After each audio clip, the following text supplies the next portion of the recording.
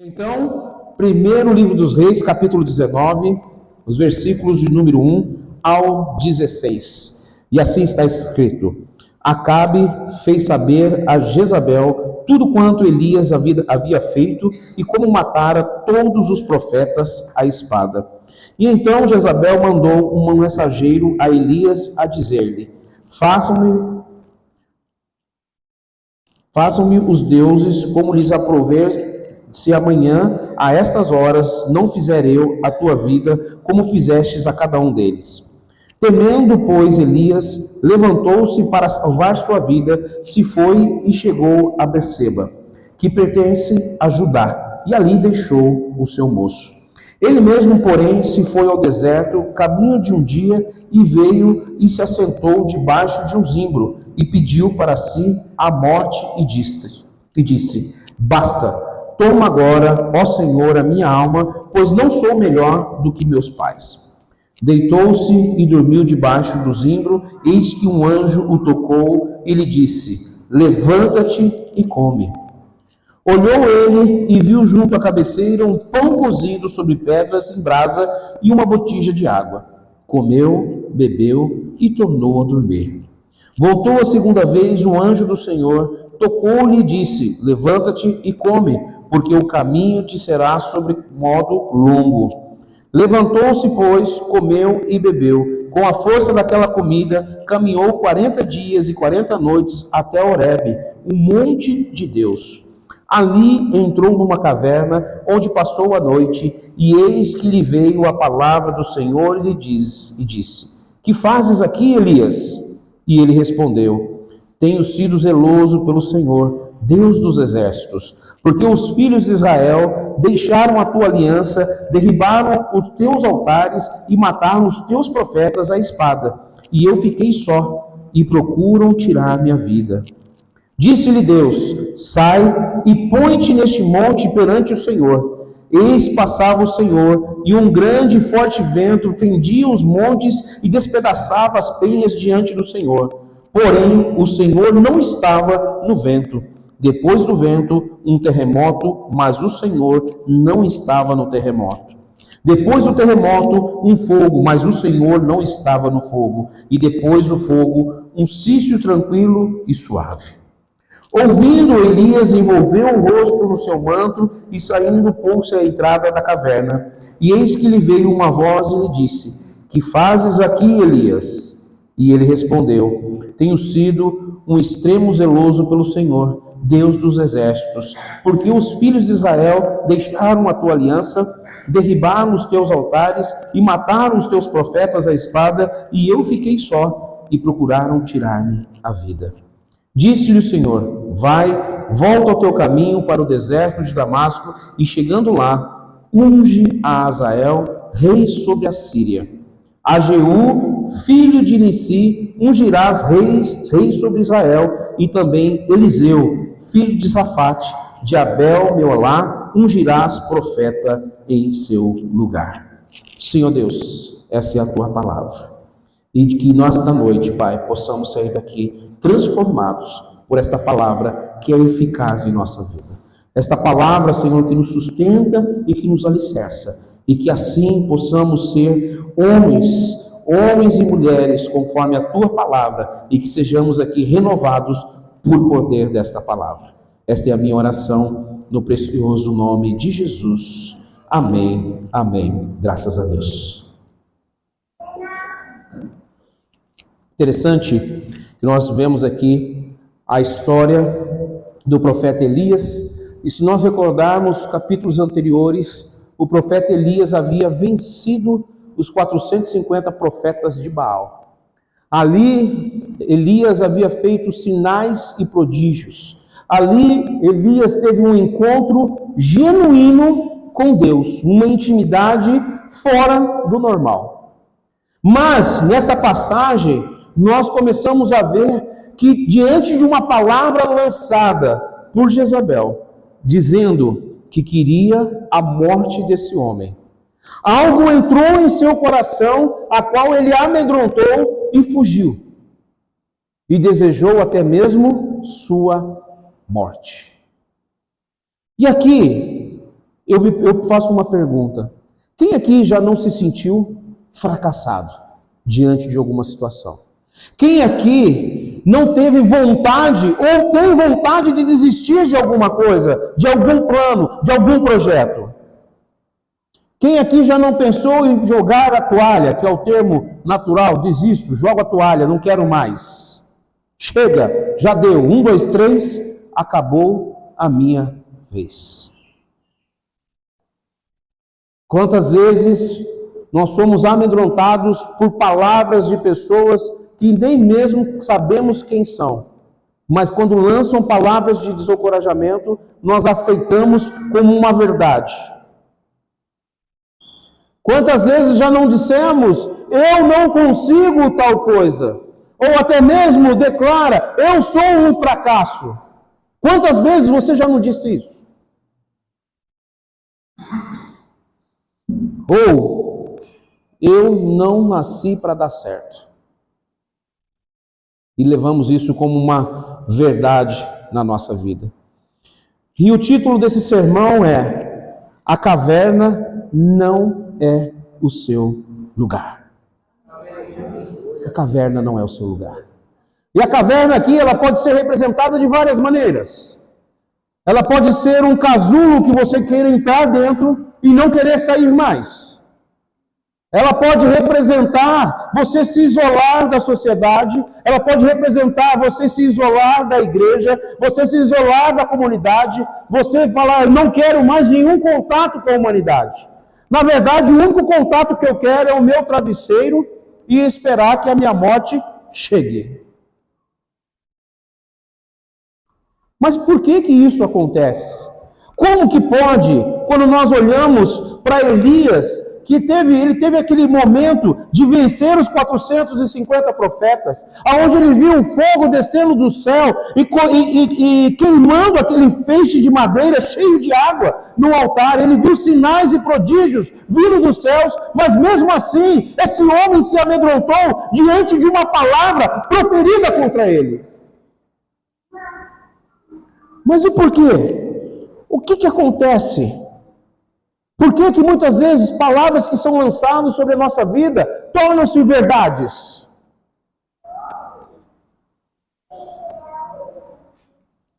Elias, ele tinha demonstrado um tremendo poder. Algo sobrenatural. Algo que com certeza eu e você gostaríamos de viver. Esses sinais e prodígios acontecendo na nossa vida. Mas uma palavra contrária, uma palavra de maldição lançada sobre a vida dele, uma palavra dizendo, eu quero a cabeça desse homem, entrou em seu coração, e ali ele quis desistir. Ali ele quis a sua morte. Novamente eu reforço aqui, quantas vezes você já não pensou em desistir? Quantas vezes você não pensou aqui em chutar o balde? E a pergunta é, por quê? O porquê? Qual o motivo que talvez eu e você tenhamos por desistir? Confesso que aqui já me passou muitas vezes na minha mente em desistir. Essa palavra é para mim também. Essa palavra é para mim. Porque tem momentos na vida que você quer parar. Às vezes você passa por tantas situações que é melhor você dizer, chega, deu. Ou como a gente diz, 1, 2, 3, acabou minha vez, não quero brincar mais. Mas é interessante que nesse texto, nessa perícope que nós lemos, ele traz alguns ensinamentos para mim e para você. Mas o fato é que não existe prisão pior do que o aprisionamento da mente e do espírito, pois limita a liberdade essencial do ser humano de buscar a verdade e experimentar a plenitude do Espírito Santo. Não existe prisão pior do que quando recebemos esse ataque na mente e esse ataque desce para a nossa alma. Isso se transforma em medo na nossa vida e vivemos então amedrontados. Temos então a síndrome de Elias. Quero entrar numa caverna, quero entrar num casulo e eu quero esperar a morte chegar. Mas nós vemos que Deus, Ele tem um propósito na vida de Elias. E o mesmo propósito que tem para a vida de Elias, Ele tem um propósito para mim e para cada um de nós. O medo nos leva a esconder-se na caverna. E qual é o medo que tem te mantido nesta caverna? Qual é o medo que tem te mantido dentro de um casulo? Qual é o medo que não tem permitido você crescer espiritualmente, crescer profissionalmente, crescer na fé? Qual é esse medo? Se você está vivendo isso hoje, nós precisamos entender, primeiramente, que a caverna não é o lugar de um homem e de uma mulher. A caverna não é o meu lugar e não é o seu lugar. Quando nós lemos os versículos 8 e 9, Deus pergunta a Elias: o que fazes aqui, Elias? É a mesma coisa quando alguém te encontra em algum lugar que você não deveria estar. A primeira coisa que a pessoa pergunta: o que você está fazendo aí? Deus faz essa minha pergunta, a mesma pergunta. E eu vou mudar essa pergunta. A pergunta é: por que você ainda está na caverna e não decidiu sair dela? O que tem te mantido dentro desta caverna? O que tem te impedido de realizar os seus sonhos, os seus planos e os seus projetos? Qual é o medo que tem te escravizado? Qual é o medo que tem te colocado os grilhões e não permite você crescer?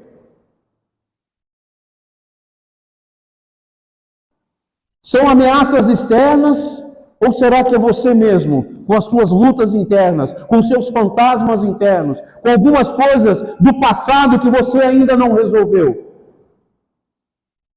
Que na verdade você acha que não resolveu, mas nós esquecemos que quando estamos em Cristo Jesus, todo o passado já foi pago, todo o passado já ficou para trás e uma nova história é escrita na minha vida e na sua vida.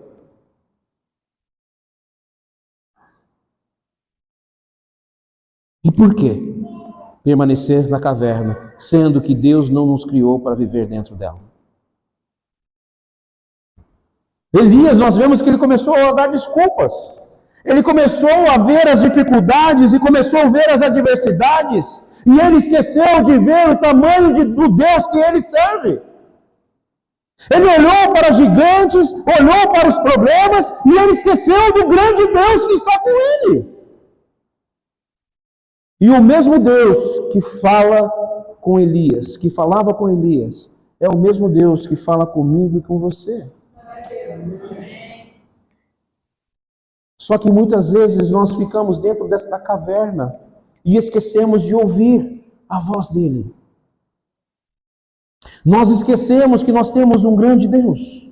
Novamente, nós vemos aqui Elias se deparando diante de dois grandes poderes. Mas ele esquece que a soberania e o grande poder e o único poder supremo vem de Deus. Não vem do mal, não vem da maldade. O diabo pode ter poder sim, mas não maior do que o nosso Deus. E muitas vezes nós nos colocamos na caverna, porque o diabo diz que lá é o seu lugar. Mas Cristo Jesus, quando ele venceu a cruz, quando ele ressuscitou, ele disse que o meu lugar e o seu lugar é a eternidade. É essa eternidade que o Senhor preparou para mim e para você. Por que estamos vivendo dentro da caverna? Deus pergunta: o que fazes nesse lugar? O que muitas vezes te faz ficar dentro da tua casa? O que muitas vezes não permite você buscar o caminho do Senhor? O que não te faz falar do Evangelho? O que tem te impedido de evangelizar? O que tem te impedido de compartilhar a mensagem da palavra de Deus? O que tem te impedido de orar? O que tem te impedido de ler a palavra? São homens ou o medo de ouvir a voz de Deus? Muitas vezes nós ouvimos e o Senhor fala conosco. Ele fala com cada um de nós. Só que muitas vezes nós tememos e dizer, mas eu não sou capaz. Eu entro novamente na síndrome de Elias, mas eu não sou digno. Eu não sou capaz. Eu não sou capacitado. E novamente eu esqueço que não é pela minha capacidade, não é pelo meu intelecto, não é pela minha faculdade, mas pura e exclusivamente pela capacitação do Espírito Santo na minha vida e na sua vida. É o Espírito Santo que capacita. E por que temer? Por que temer em falar da palavra? O porquê temer em dizer, sim, eu sou cristão. Sim, eu sou discípulo de Cristo Jesus. Sim, eu participo dos cultos. Sim, eu vou ter um momento de oração. Não, mas você vai deixar o teu momento de lazer? Você só fica dentro da igreja? Você só sabe falar em igreja? Não, eu não falo em igreja. Eu falo em Cristo. Eu falo de Cristo. Esse é o papel que o Senhor quer de mim e de você. Hoje de manhã eu estava ministrando integração. E teremos um grupo que será recebido como novos discípulos. E eu deixei muito claro que a salvação não é a igreja que traz. Nunca foi e nunca será. A salvação está em Cristo Jesus. Cristo Jesus nos traz a salvação. A igreja e o papel da igreja é falar da palavra, da verdadeira palavra, da sã doutrina. Esse é o papel da igreja. Viver a comunhão que nós tivemos e estamos tendo agora. No momento da Santa Ceia, no momento que nos abraçamos, no momento que nós cumprimentamos, um momento que nós tivemos a oportunidade de sentir falta daquele que não tinha vindo no culto, ou que não veio no culto passado. Que bom que você está aqui. Você fez falta. É saber que faz parte de um corpo, e nós fazemos parte do corpo de Cristo. É saber que eu não preciso ficar dentro de uma caverna, porque eu não estou sozinho. Existe uma igreja, existe a igreja de Cristo Jesus, a qual é levantada para ajudar ao próximo, a andar lado a lado, para que ele não caia, para que ele não desista. Mas muitos ainda insistem em viver na caverna. Muitos têm medo de até mesmo receber um abraço. Muitos têm medo da transformação que desse evangelho pode fazer na sua vida. Muitos têm medo de servir a igreja, porque sabe que será alcançado por esse evangelho eficaz. E haverá uma transformação genuína na vida dele.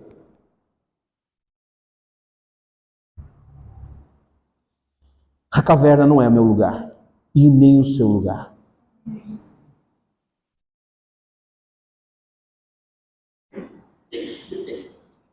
A segunda verdade aqui, está na hora de sair da caverna. Saia da caverna. Saia dos teus medos, saia dos teus traumas, saia das desculpas e vá para a missão que o Senhor determinou para a sua vida. Deus sabia que a caverna não era o lugar dele. E Deus sabe que a minha cama, a sua cama não é o nosso lugar. Só para descansar o corpo. Mas não é para ficar lá. Deus nos quer no monte de oração e não no monte de cobertas. Muitas vezes nós esquecemos isso. É claro que no frio é bom estar no monte de cobertas, mas não é esse monte que o Senhor deseja. É um outro monte. Que possamos nos prostrar, orar, nos derramar diante da soberania santa. Diante de declarar, Senhor, eu estou num momento difícil, como Elias viveu naquele momento, quando ele jogou aquela água naqueles feixes, e Deus manda o fogo do céu, e aquele altar é consumido. Da mesma forma, Deus fará comigo e com você. Ele já fez isso comigo e com você. É fácil, num domingo, talvez um almoço em família, aquela feijoada, aquela lasanha, depois faz aquela sobremesa. Será que dá vontade para vir para o culto? Bate aquele soninho. Aí muitas vezes queremos ficar na nossa caverna, na nossa casa.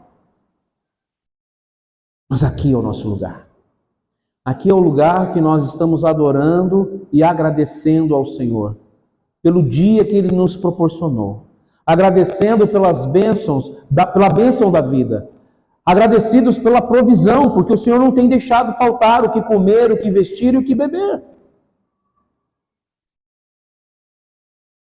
Você não está na caverna.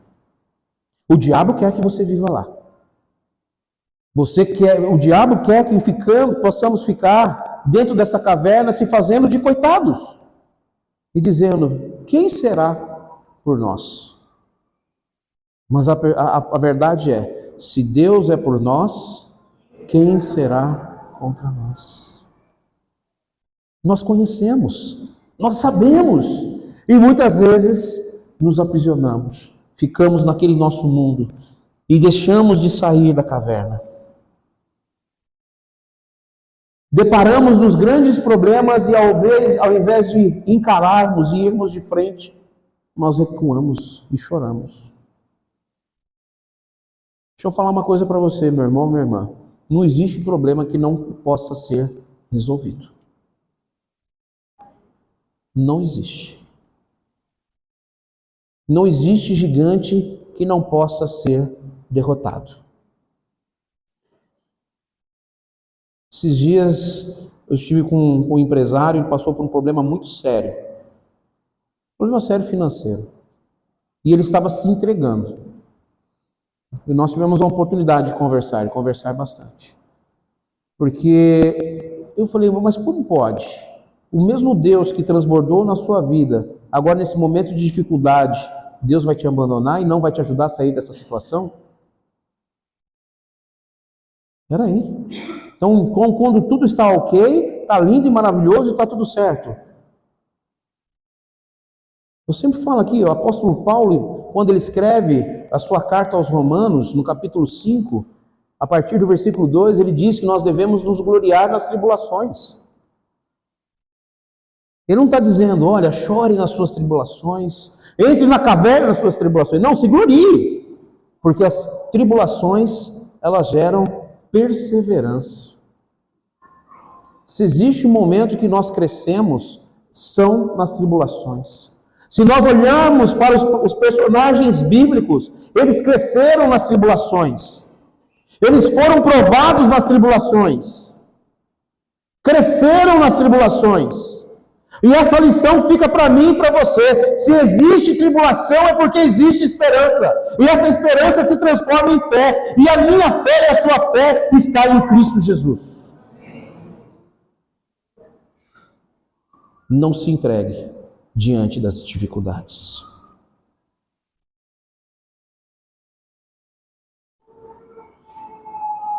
E é interessante a terceira verdade. Deus tem um chamado. Deus, quando tira esse homem da caverna, quando Deus tira Elias da caverna e diz: vá que eu tenho algo para você. Eu tenho uma missão para você. Vá porque eu preciso que você vá ungir reis. E você irá ungir também um profeta. Saia dessa caverna, porque eu tenho um propósito para a sua vida. Saia da caverna, porque eu tenho um plano para a sua vida. E a mesma coisa eu falo para você nessa noite, meu irmão, minha irmã. Saia da caverna, porque Deus tem um plano para a sua vida. E o plano que Ele tem, homem nenhum poderá destruir. O plano que Ele tem, o diabo não poderá usurpar. E o plano que Ele tem se cumprirá na tua vida e naquele que Ele quer que envie seja enviado a mensagem.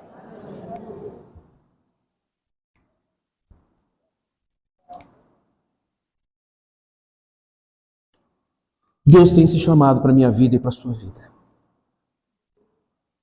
Deus quer usar a tua vida para que outras sejam alcançadas.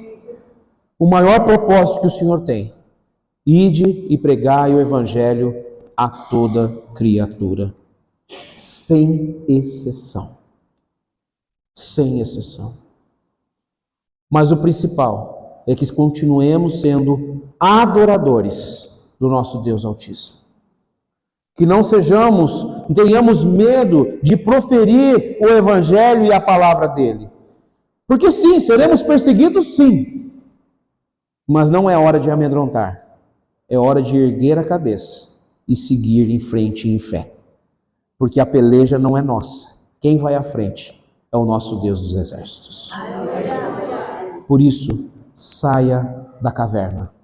A caverna não é o seu lugar. Lembre-se, quando você enfrentar as crises, não fique na caverna.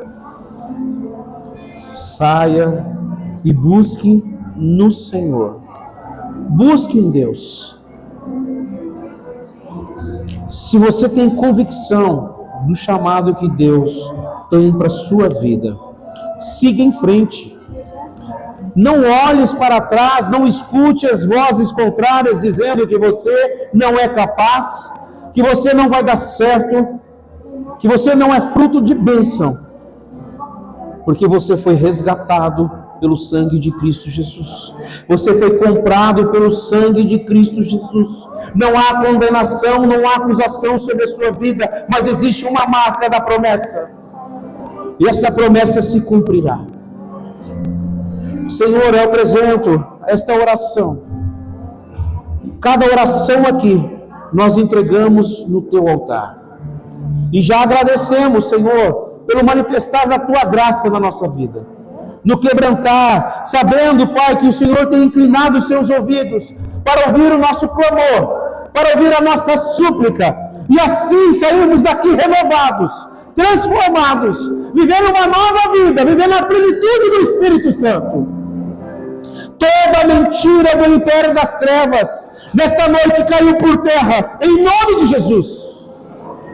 E teremos, Senhor, uma semana de vitórias, uma semana a qual buscaremos a presença do Deus Todo-Poderoso. E em tudo que fizermos, daremos graças, em tudo que fizermos, daremos glórias. E sim, Pai, a partir de hoje, saímos da caverna. Não viveremos mais o casulo, mas viveremos a liberdade que nos é dada em Cristo Jesus. Obrigado, Senhor, por esse momento tão precioso. Obrigado, Senhor, pela libertação. Obrigado pelo seu cuidado. Obrigado pela cura que foi manifestada nesta noite. E que assim possamos sair daqui transformados por este poder, por esta graça que nos alcançou. Assim oramos. No precioso nome de Jesus. Amém, amém. Graças a Deus. Antes de impetrar a bênção apostólica, no final do culto nós temos alguns homens lá, o Oséias e o Ednei. Você, homem que entendeu esse chamado, você possa fazer a inscrição do legado. Que Deus tocar no teu coração também. Deus tem um chamado para cada um de nós. E a igreja de Cristo, ela precisa crescer. E para que a igreja de Cristo possa crescer, nós precisamos de homens e mulheres que se coloquem à disposição. Para que a igreja de Cristo cresça, está na hora de sair da caverna. Sim, o Senhor tem um chamado para você. E somos capacitados pelo poder do Espírito Santo. Feche seus olhos, erga suas mãos. Que a graça do nosso Senhor Jesus Cristo, o amor de Deus Pai, a comunhão e as consolações do Espírito Santo esteja com esta igreja, com todo o povo de Deus, hoje e sempre. Amém, amém. Graças a Deus, vão em paz e tenham uma semana abençoada, em nome de Jesus.